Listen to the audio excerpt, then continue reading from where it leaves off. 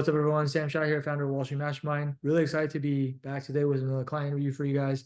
And today I have Matt on with us, and I'm really excited to talk to Matt because I think he's the perfect example of someone who kind of overcame a lot of obstacles where I think most of the time other people probably would have told someone with his profile like, "Oh, you're not going to get into investment banking because of XYZ reasons," and he didn't let any of those things stop him, right? And so I want to get him on here today, talk about his story, talk about his journey, and hopefully you guys, have some takeaways from this that will benefit you as well in your own recruiting processes. So, with that said, Matt, first of all, thank you for taking the time to be here with us today. And if you don't mind, just give us a quick introduction of kind of who you are, what your profile and background is, and kind of how you got to where you are today. Yeah. Thanks for having me. So, my name's Matt. I go to Santa Clara University, just graduated. So going into Santa Clara, I kind of knew I wanted to study finance. Found out, I think later than most who typically end up in investment banking, that I wanted to end up kind of in the high finance or more specifically investment banking realm. So then fast forward to my junior year, ended up at a private equity internship within real estate. Didn't really want to do real estate, but it was the best thing I could land.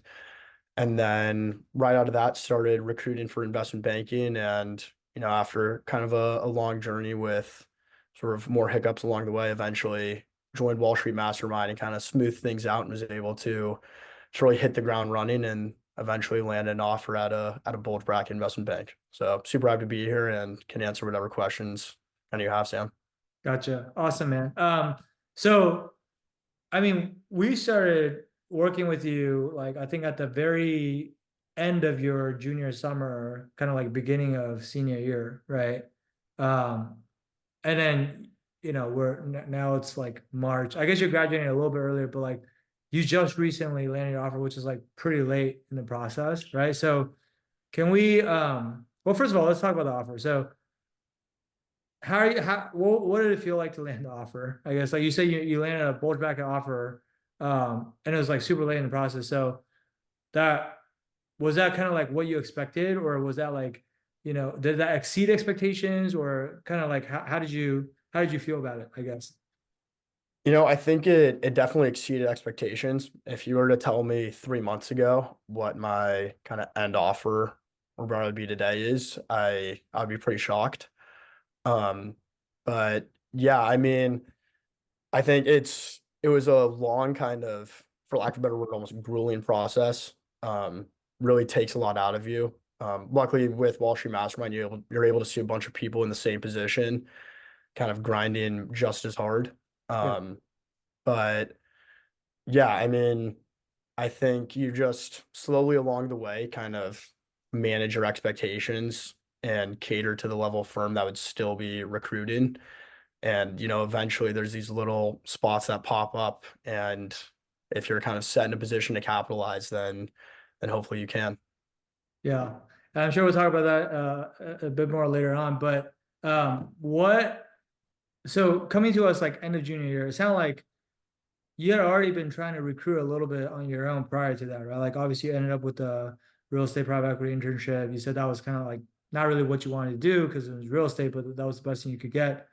How are you going about the recruiting process initially on your own? Like prior to working with us, like what were some of the things you were doing, or like what were some of the resources you were using? Obviously, you're coming from a non-target school that probably doesn't send a lot of kids, into banking, and so I don't know if there was, a lot of help around you or not really. Like, just kind of walk us through kind of what that looked like. Yeah, so I knew once I thought that, or once I decided I was going to go into high finance, that yeah, kind of like the cold emailing thing, cold reach out was the right thing to be doing. Had no sort of perspective on the volume. So I think kind of in conjunction with just reaching out to friends and family that might know somebody, and lots of times it was no, we don't. I would send maybe like 5 or 10 emails a week at most. And then yeah, eventually landed what's a pretty great internship, just wasn't exactly what I wanted. Went through that, and then at the end of summer, yeah, right before reaching out, I had a couple of calls that were very warm introductions from the people at my internship to investment banks, and just fumbled every kind of technical interview or on the spot technical interview I had. And that's when it became pretty apparent that sort of looking at the interview question databases online and trying to just memorize answers wasn't really the right way to go about it. Mm. And so it seemed like with kind of a crushing timeline of, less than a year until graduation, this was really the best route to go. Gotcha. Okay. So you were basically doing all the things that people typically do, like going online, looking up interview questions, looking at the answers to those questions, memorizing those answers, and then kind of hoping that you'll get asked the exact same questions in interviews, which you inevitably won't get asked the exact same questions. And then when they ask you different questions, then you will kind of get tripped up. And basically that prevented you from getting the offers that you wanted at the time. Yeah, yeah, 100%. Um, I think to kind of give an analogy, it's like if I was going down a perfectly straight road with an offer at the end of it, then I would have been perfectly fine. But inevitably, there's going to be like speed bumps and everything along the way, and just way too much of a mess. So, really, the first call I had after my internship, I got off of it and just knew I was never going to hear back. And I mean, it's pretty discouraging. It's not like that kind of feeling just goes away and Yeah. doesn't happen throughout any recruiting journey. But yeah, it became pretty apparent that doing that kind of bare minimum or what everybody else was doing wasn't gonna land an offer. Mm. That going down a straight row analogy, I like it. That's first time I've heard that one, but I might steal that from you. So so you realize, okay, this current way is not working. I gotta do something different, right? And so you decide to change up your approach. I feel like there's bunch of different directions that you could have gone in. What made you ultimately want to join something like Wall Street Mastermind out of all the things you could have possibly done?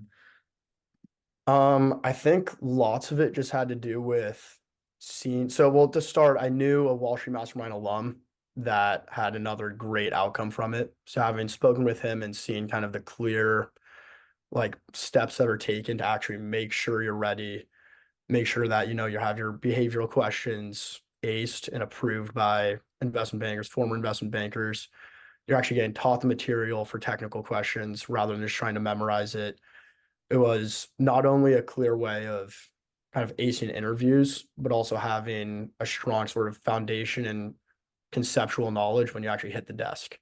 Mm, So I think those two things were a big reason. And then also in my introductory call, or kind of like my recruitment call, you kind of give your score of how well you think you're doing on each thing, and then actually answer a question. It's pretty apparent that you're not up to the standard. And so when you look at, all right, there's 1,000 plus students that have gone through Wall Street Mastermind and also a ton in the pipeline doing it currently. If that's your competition and they're, way above you, then you have to level up yourself too. So it's kind of yeah. the best step to take. Gotcha. That makes a lot of sense. So was that like, um, so like, did you have to like talk to your parents about it, like the decision to join this program, like, because most of our students do, and like, was that, if so, like, was that like a difficult conversation in terms of like convincing them, or were they like, what are you talking about? What is Wall Street Mastermind? Like, walk us through kind of that process. I think it was definitely sort of a foreign concept at the start when it came to like paying someone to then get you ready to go through interviews. But then again, there's kind of nothing like investment banking interview process. Yeah. So once I explained that to them, that what I was doing was kind of unique and a bit beyond what most college grads are going to be looking for, they warmed up to the idea. And then also hearing kind of the insurance policy, um, and the various steps taken to kind of realize that you're not just throwing money out the door. It's more then it was a pretty easy conversation. Mm. And luckily we're blessed enough to be able to actually afford it. But yeah, no, it was pretty quickly they warmed up to the idea. Yeah. The insurance policy you're talking about, like the money back guarantee, where, if you do the work and you don't get the job, then we will refund you. Is that what you're talking about? Yeah. Yeah. Gotcha. So that was for my dad, that wasn't really a concern. That was something my mom was more focused on. Yeah. My dad was more worried, like, all right, well, if you're applying everywhere and anywhere and you end up in an investment bank in the middle of nowhere that you don't want to be at, then like what are you gonna do? But kind of smoothing out all those questions with them Yeah. then it became a no-brainer. Yeah, for sure. Yeah, I mean, honestly, that's kind of the way it's designed, right? Which is, I mean, we don't just work with anybody. We try to really only work with people that we believe we can help. And um, the money back guarantee or whatever is kind of our way of putting our money where our mouth is and saying, like if you do the work and we don't deliver, then we'll give you your money back and we'll just kind of eat the costs and lose money, right? Because like the coaches that are helping you, like they have to get paid no matter what, or so rather, I would be eating the cost. Um, but that's awesome. Obviously, when it does work out, like the ROI is tremendous, right? And so like this pays for itself many, many, many, many hundreds of times over. And so that's like you said, should be a no-brainer as long as like the parents actually understand. Sometimes the parents don't really understand because like you said, it's such a foreign concept to them, or they're not familiar with the investment banking industry, or they don't know how high the pay is or what the exit opportunities are. And so it just takes some like education a lot of times from the students, which glad you were able to do that. So you come into Wall Street Mastermind. Uh, what were some of the things that you've done since joining Wall Street Mastermind that you would say kind of made the biggest difference for you, or like is different from whatever you were doing back when you were just attempting to do this on your own? Like, what were some of the biggest needle movers, I guess, for you? I think so. The biggest thing, I know you guys always say that like behaviorals are the most important. Like you could ace the technicals, but if you don't get the behaviorals right, you're going to like no one's going to land the job. Um, but I think actually having the technicals laid out in the modules and it really is just effort based. I mean, I think I don't know if you were tracking the progress as much as sort of the other coaches, but like I flew through the technical modules in like 2 weeks, finished everything. And from that point, it was like going into interviews or hopping on all these networking calls because I switched from emailing, 10 people a day or 10 people a week to, up to 50 people a day. Then you actually get on those calls and you have so much more confidence. And that carries way over into your behavior or into my behaviorals. Actually, like want to talk, am comfortable with follow-on questions, know kind of exactly what you're doing. And yeah, I think that was the big thing that made a difference sort of right off the bat. And then once you have those down, like the quicker you can get those down, then you really just get to put effort in what really matters, which is getting on the phone, get in the room with as many people as possible, and then it's just a numbers game. And if you kind of approach it confidently, then it works out. Yeah. Yeah, I think confidence is so key in everything you do, right? But then like confidence comes from preparation, right? And also not just any preparation, but like the right kind of preparation. Like to your point earlier, if your preparation consists of memorizing like an exact list of questions and answers, you're probably walking into that interview still not feeling very confident because what you're feeling is like, fingers crossed, I hope this guy doesn't ask me anything I don't know, or like I hope this guy doesn't ask me anything I haven't already memorized. And inevitably, they probably almost always will, right? Versus the right type of preparation is like you've learned the right things, you studied the right things, you've done it the right way, and when you walk into that interview and you've had so many reps, not just through like interviews, but also even through the networking calls that you've done, like that's putting in reps too, right? Like networking calls aren't actual interviews, but in a way they kind of are because you're still talking to the banker, you're asking them questions, but they're also asking you questions. You're telling your story, and just the more, just like anything else, is muscle memory. Like the more times you do something, the better you get at it, or the more comfortable you become, and the more it's second nature, right? And we're all much more confident doing something that feels like second nature than something where we're very clumsily trying to memorize the exact thing to say or whatever. Like that just doesn't work, right? Um, Yeah, yeah, completely. you say like you going from emailing like sending 10 emails a week to like 50 a day. Like what was the biggest change that enabled you to? I mean, that's like a 25x increase. Like, is that just a matter of, oh, knowing that this is actually the scale at which I need to be doing this at? And, or were there other things that kind of like made it possible for you to scale that up to that degree? I think, yeah, it's two things. I think one is kind of knowing like, all right, this is what everybody else in the program's doing. This is what sort of the best of my competition is doing. Um, but the second is also just having like a sense of urgency. realizing like all these people are kind of landing offers, seeing sort of the timeline and how it's getting broken down, and realizing like, all right, well, the time's now, and you just have to keep sprinting pretty much every single day. And yeah, being like paranoid to an extent that you're not going to get enough responses to get on the phone with enough people to eventually land an interview, Yeah. to actually go through the interview process, get the right referrals. So yeah, I think being sort of urgent and paranoid to an extent, and also knowing that that's what sort of the best your competition is doing, is really what makes it pretty easy to scale up like that. Yeah. Speaking of sense of urgency, like, obviously, like we said earlier, um, you started working with us like, basically beginning of senior year, and then you recruited all the way till, I guess, March was kind of when you got your offer, right? March of senior year.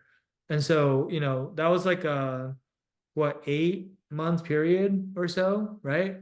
And I feel like, especially like as the closer it got to graduation, I'm sure you were, not just like feeling the urgency, but I find that a lot of students, and this is completely normal. Like in banking, it's completely normal to like get multiple rejections before you get your first offer, right? In fact, I would say like if that doesn't happen to you, you're probably the exception and not the rule, right? But I also find that a lot of students, because they're not getting the end result that they were looking for right away, it's very easy to get discouraged, or it's very easy to kind of start feeling like, oh, like, is it getting too late? Are there even any more opportunities? And you're seeing other people around you that are getting offers. I'm sure you went through some of this as well, but like the question I wanted to ask is, how did you kind of manage your mindset throughout that entire process? And like, how did you kind of like keep yourself going without, just getting down on yourself and whatever as you were going through the process? Because I'm sure it was like you said, a very long, grueling process, which like it's not. I don't think anyone would say it's fun, right? Like no one really enjoys recruiting. So Yeah. how did you kind of just like keep your head up and continue to go through that until you succeeded? Yeah, I mean, obviously there was full of moments that were super discouraging. You think you crushed an interview, or you think you did well on something, and then you never hear back again. So, I mean, I think one is just sort of building a routine to an extent. Just with the routine, it's easy to kind of ground yourself and be disciplined. It's like, all right, I'm not going to go hang out with my friends. I'm not gonna go to the gym yet. I'm not going to do these things until I just sit down and send my, like, however many emails it is, 50 emails a day. Um, and so you do that for 2 months. And right, I think when I was 2 months in, I had gone through at different firms, gone through like 4 different processes and hadn't gotten an offer yet. And so it's kind of like, all right, well, I've done that, but why just do 2 months in a day then, and then you do 2 months in 2 days, and eventually it's just your routine and it's your habit. And you really just have to be disciplined, and realize that the end goal is there and clearly attainable from everybody kind of in the program and everyone you see on LinkedIn getting offers. So clearly they're out there. And yeah, I mean, discouragement's a part of it. Obviously, it's not like an easy thing to do, but you really just have to put your head down and kind of lean into the pressure, and accept it as it comes. Yeah, and then that's really great advice, by the way. And then I guess the other thing that I want to kind of highlight too is, and we were talking about this, earlier before we started this call, but I think a lot of people kind of sell themselves short, or, discount, whether they're qualified for certain positions and whatnot. For you, like this position that you ultimately ended up getting at this bulge bracket bank super late in the process, technically was supposed to be for an experienced hire position, but you just kind of like threw your threw your name into the hat basically, and like, just like you like always shoot your shot, and then like the worst thing that can happen is, maybe you get rejected, but like you miss 100% shots you don't take anyway, right? But like it then ended up working out and you got the interview, and obviously now you have to offer. So like talk to people about that mentality a little bit. Like why did you kind of just decide to, still go for this, even though technically I would say you, at least on paper, were underqualified for this position? Yeah, I mean, I think one is if you're sitting there and have every like investment banking alert in every city you would potentially want to work on, going in on LinkedIn every single day. You're getting the emails, seeing all the job postings, and it takes 2 minutes to apply for a job, maybe a bit longer if they require a cover letter. Really might as well just sit there and fill out an application. And lots of times if it's a firm you've applied to before, it's like 2 clicks to reapply to another one. Um, but then I think another thing is going back to the confidence thing. It's like if you never apply, you'll never get in the room with anyone. If you never email, you'll never get a networking call with someone. And so actually building the confidence to think like, all right, well, maybe I'm underqualified, but if I get in the room or I get on the interview, I'm gonna nail it, or at least I think I'm gonna nail it. I think that's a huge thing. So yeah, when I actually started getting in the interview process, it wasn't like, oh, I'm underqualified. It's not gonna work out. It's kind of like, all right, go time. Like I know my stuff. I know what I'm capable of. So now it's just time to execute. Yeah. Yeah, you seem to have this uh deep confidence in yourself that just kind of grounds you. Like that's the sense that I get from talking to you, which I think is great. That's amazing because like I think everybody needs that, you know. And it's not like, not to the degree of like you're cocky or whatever, but it's just like, hey, like you put in the work, you came in, you flew through the modules in like the first 2 weeks. Just like most people don't do that, right? And so it's not like false confidence based on nothing, but it's like um just reading between the lines of a lot of things you said is like you did the work. You kind of you talked about having a routine and a habit and being disciplined. It's like you focus on controlling the things that are within your control, which is like the input, and then kind of like the output will almost like take care of itself if you're doing all the right things on the input side of things, right?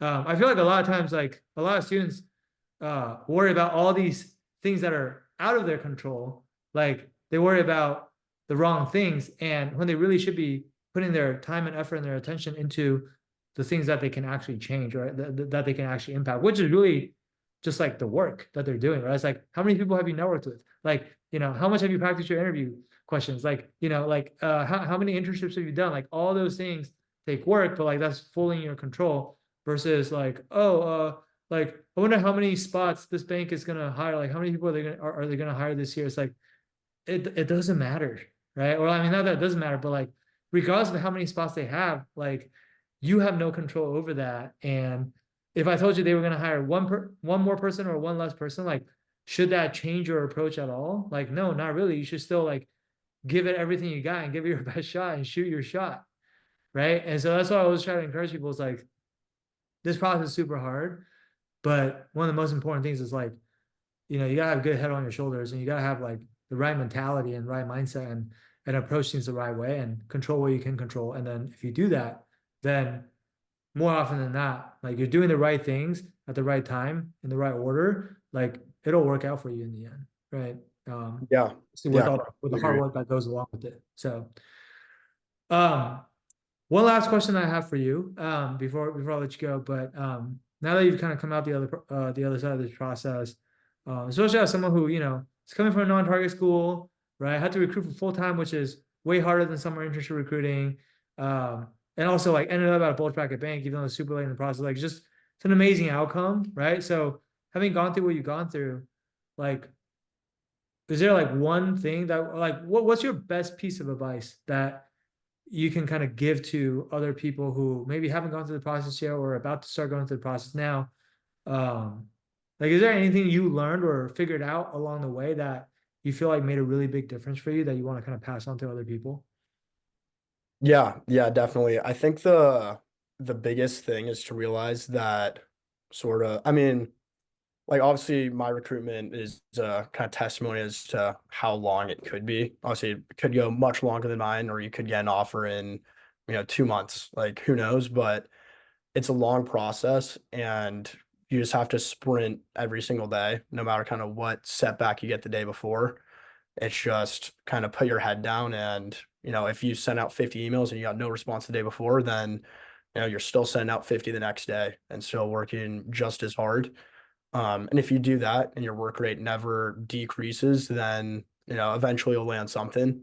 Because it really is just if you're willing to put the work in and not give up, then eventually something will land. It might not be at the scale that you originally hoped, but yeah. Yeah, I think that's the best advice I could give. Yeah. And I think, look, like just to add on to that, to do what you just said, I think you have to first get clear on like your motivations, right? It's like, why are you doing this? Or why is this important to you in the first place?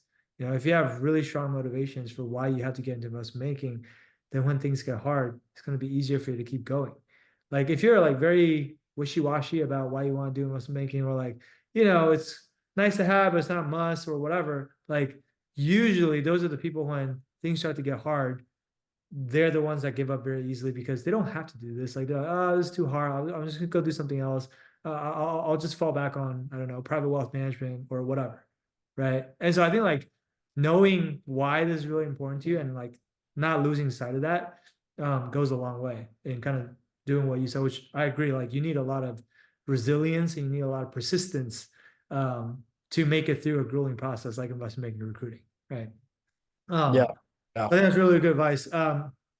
Cool. Well, guys, if you're still with us, if you're finding yourself in a similar situation, maybe you go to non-target school yourself and you have a lot of resources around you. Maybe you are late to the process. You discover investment making a bit late. Maybe you're going through full-time recruiting and there's just not nearly as many spots as there typically would be for like a summer internship recruiting cycle, and you're looking for the extra help to really give you a competitive edge and just help you do things in a better and more structured way than you are able to do on your own, and also like give you feedback on things that you might not be able to identify on your own. I want to encourage you guys to reach out to our team. You can do that by going to www.wallstreetmatchmind.com/apply. The streets abbreviated to ST, so it's wallstmatchmind.com/apply. And on the call, we'll learn more about your situation, learn more about what your goals are, what you're trying to accomplish, what you feel like you need more help with. And based on what you tell us, we'll give you some personalized feedback on what we think you should do if you want to get into investment banking. And then whether you want our help doing that or you want to go out and do that on your own, like either way is fine. But either way, we'll try to make that call as valuable for you as possible. All right. So if you want to do that, go ahead and book that call. Otherwise, Matt, I want to thank you for taking the time to again share your story with us. I think it's really an amazing story, and I'm super proud of you for what you're able to accomplish over this past 8 to 9 months since we've known you. And I'm really excited to see what you do, at your new firm going forward. And definitely let's stay in touch and don't be a stranger. Yeah. 100%. Really appreciate all the help over the past 8 to 9 months. Really don't think I could do without you guys. So Yeah, man, and it's an honor for us to be able to just play a small part. And obviously, you had to do most of the work, so you deserve all the credit. So, with that said, guys, we're gonna wrap it up here. And thank you guys for tuning in. And we'll be back with more of these for you guys in the near future. All right, talk soon. Cheers.